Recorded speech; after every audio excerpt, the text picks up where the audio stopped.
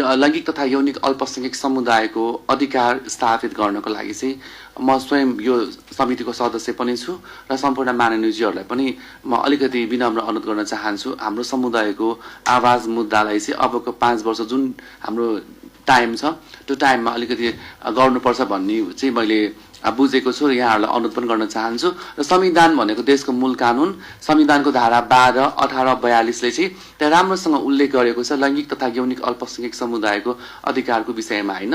नागरिकताको कुराहरू, समानताको अधिकारको कुराहरू, सामाजिक न्याय भनेको राज्यको हरेक संरचनामा लैंगिक तथा यौनिक अल्पसंख्यक समुदायको व्यक्तिको पहुँच हुनेछ। त अहिलेसम्ममा हाम्रो समुदायको पहुँच कहीँ पनि देखिँदैन, हैन? जसले गर्दा चाहिँ विगतका सरकारहरूले चाहिँ हाम्रो यो अधिकारलाई चाहिँ अनदेखा गर्दाखेरि चाहिँ सरकार विरुद्ध चाहिँ हामीले सर्वोच्चमा गएर मुद्दा दायर गर्नुपर्ने कि। अनि सर्वोच्चले 7 वटा फैसला पनि सुनाइसकेको छ। अनि देशभरिबाट 50 वटा भनौँ न यो उच्च अदालतबाट फैसला पनि भइसकेको छ भनेपछि चाहिँ अब हामीले सानो सानो कुरामा पनि त्यो सानो सानो मुद्दा पनि अदालतमा लिएर जानुपर्ने त्यो बाध्यताकारी छ, हैन?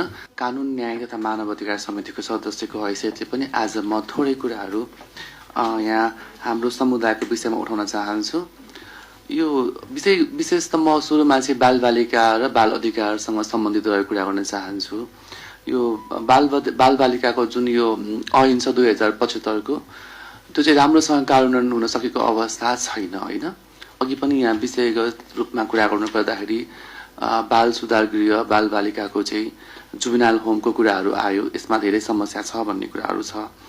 अलिकति समस्या चाहिँ के छ भन्दाखेरि 18 वर्षभन्दा मुनि र 18 वर्षभन्दा माथिको बालबालिकाहरूलाई पनि एकै ठाउँमा राख्ने गरिन्छ र यो खालको जुन अव्यवस्थित ढङ्गले चाहिँ यो बाल सुधार गृहमा चाहिँ काम भइरहेको छ तर सहज ढङ्गले चाहिँ कसरी अगाडि लान सकिन्छ भन्ने कुराहरूमा अलिकति हाम्रो समितिले पनि ध्यान दिनुपर्छ जस्तो लाग्छ मलाई।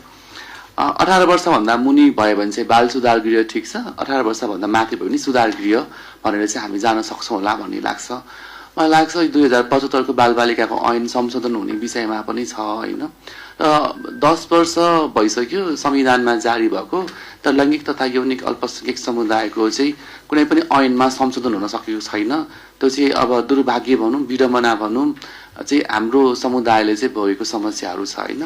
र मलाई लाग्छ यो बालबालिकाको ऐन जुन संशोधन हुन लागेको छ त्यसमा परिभाषामा पनि लैंगिक तथा यौनिक अल्पसंख्यक बालबालिकाको कुराहरू चाहिँ आउनुपर्छ। त्यसपछि यो जन्मदर्तामा पनि तपाईको बालक बालिका भन्ने जुन शब्दावली हामी पञ्जीकरण विभागमा राख्छौं त्यसमा बालक बालिकाको ठाउँमा बालक बालिका चाहिँ भइहाल्यो, तर अन्तर्लिङ्गी बच्चा भनेर पनि राख्नुपर्छ। यो विषयमा चाहिँ हामी पछि पनि छलफल गर्न सक्छौं समिति